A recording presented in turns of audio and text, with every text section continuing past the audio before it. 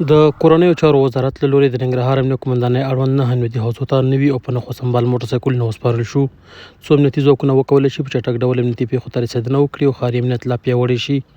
د امنیه قومندانۍ مسؤلین وایي دغه موټرسایکلونه به د پولیسو ګزمې د جنایي جرمونو مخنیوي او ولسونو ته د پر وخت خدمتونو وړاندې کولو کې مهم رول ولوبوي. چې د کورنیو محترم وزارت څخه ټول ولایت ته بالخصوص بیا زموږ د ننګرهار امنیه قومندانۍ ته هم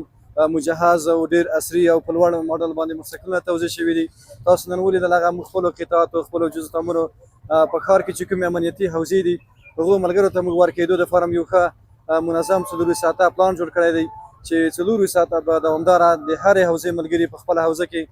ګزمې ورباندې به کوي، چک او کنټرول به ورباندې کوي او که چېرته خدای مکړي کومه موضوع وي یا کومه خبره وي کومه ترافیکي حادثه شوې وي هغې ته به انشاءالله دا ملګري په موټرسایکل باندې عاجله او په وخت باندې رسیدګي کوي. دا چې ننګرهار ولایت یو ګڼ نفوسه ولایت دی او ښار کې هم دغسې بیروبار ازدحام کله کله ډېر وي او خلکو ګڼه ګوڼه پکې ډېره وي. د موټر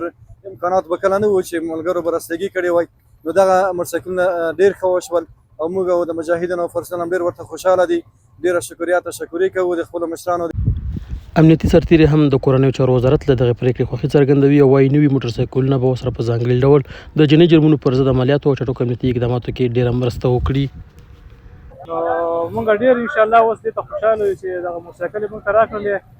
او انشاءالله دې کې به د ښار ډېر امن راشي، ډېر به غله ورک شي او نور کارونه به ډېر سره په ترتیب برابر شي انشاءالله. مونږ ته چې موټرسایکل مشرتابه راکړي مونږ ته ډېر خوشحاله یو. انشاءالله مونږ پیښو ته زر رسیدګي کوو او مخکې مو رسیدګي کړې ده.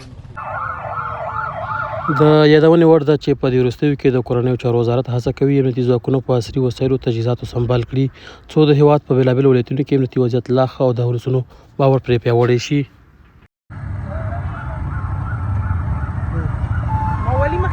موټرسایکل دی وهي که نه نو مخکې مزه